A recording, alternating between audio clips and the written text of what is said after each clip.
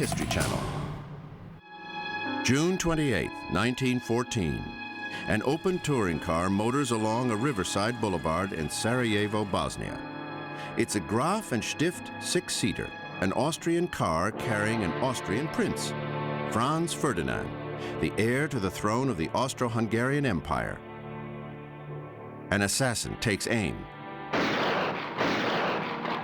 In moments, Franz Ferdinand is dead.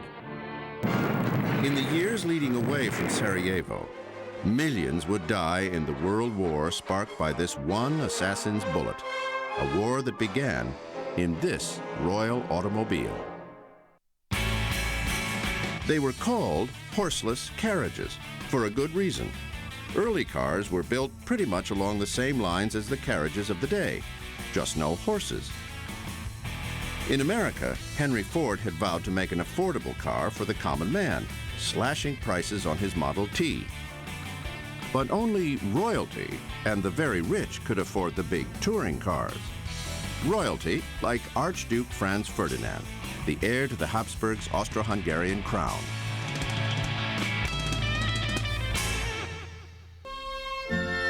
When the Habsburgs switched from carriages to cars, their automobile of choice was the Graf and Stift double phaeton. The model name was taken from the four-seater carriages the cars were replacing. It was built in Vienna, and the Habsburgs bought them as a patriotic gesture. Austrian nobles did too. The Graf and Stift was a very royal car. Its long six-seat body with a powerful engine and solid steel frame was built on an assembly line and then hand-finished. It was called the Austrian Rolls-Royce. And when Archduke Franz Ferdinand decided to visit Sarajevo, the central city of Bosnia, he didn't bring one with him. Instead, he borrowed one from a local Austrian nobleman.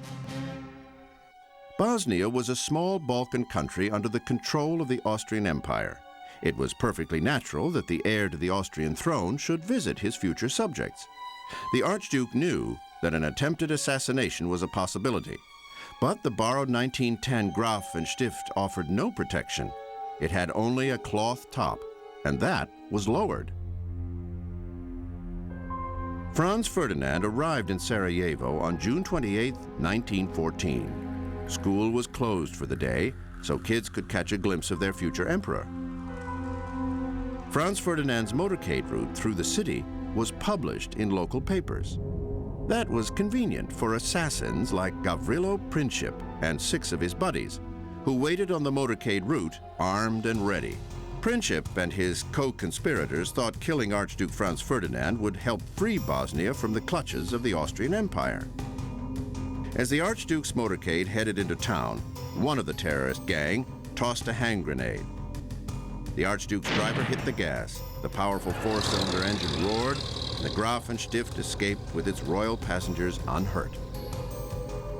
Arriving at the city hall, the Archduke fumed about the attack, but he still decided to drive back through the city. He knew it was dangerous, but he decided to take the risk. So again, the Archduke and his entourage motored through the streets. Meanwhile, Gavrilo Princip had all but abandoned his assassination plot.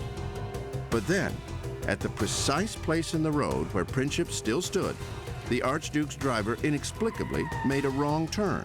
Princip pulled out his pistol and fired. The first shot hit Ferdinand's wife, the Archduchess Sophie.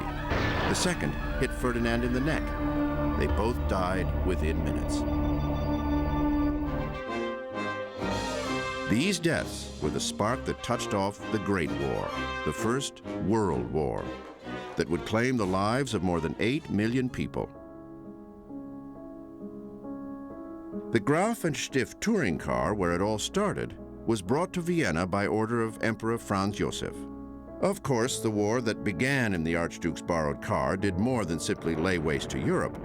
It brought about the fall of the monarchies in Russia, Germany, and Austria itself. And despite the grim association of Graf and Stift with their own downfall, the Habsburgs remained loyal to their favorite Austrian brand. When the last Habsburg emperor drove into exile, he went driving a Graf and Stift. The Grafenstift touring car in which Archduke Franz Ferdinand was assassinated is on public display in the Museum of Military History in Vienna, Austria.